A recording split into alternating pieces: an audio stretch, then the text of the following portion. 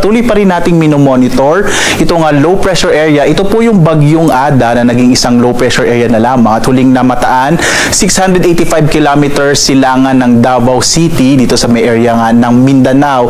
Hindi naman na natin inaasahan na ito pa ay magiging bagyo sa mga susunod na araw. Ang nakakaapekto ngayon sa ating bansa na weather system ay ito pong shear line.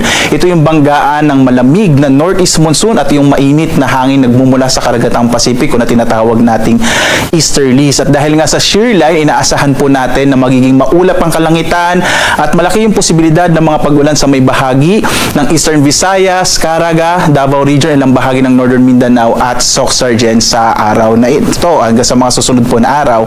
Samantala, northeast monsoon o amihan pa rin na magdadala ng malamig na hangin sa malaking bahagi ng Luzon at Kabisayaan at inaasahan din natin ang mga maihinang pag-ulan lalong-lalo na po dito sa may silangang bahagi ng Luzon, itong Cagayan Valley, kasama ilang bahagi ng Cordillera, Bicol Region, Aurora, Quezon, gayon din po sa ilang bahagi ng Mimaropa. Dito sa Metro Manila at lalabimbang bahagi ng ating bansa, inaasahan po natin ang mas maliwalas na panahon, maliit yung posibilidad ng mga katamtamang mga pag-ulan. Kung meron man po mga isolated rain showers, possible po mga mahihina lamang ito, mga light rains lamang ang inaasahan natin. At base nga sa ating pinakahuling datos, ay maliit pa yung posibilidad na magkaroon tayo ng bagyo dahil nga po itong low pressure area na dating bagyong Ada, hindi natin inaasahang magiging bagyo sa mga susunod na araw.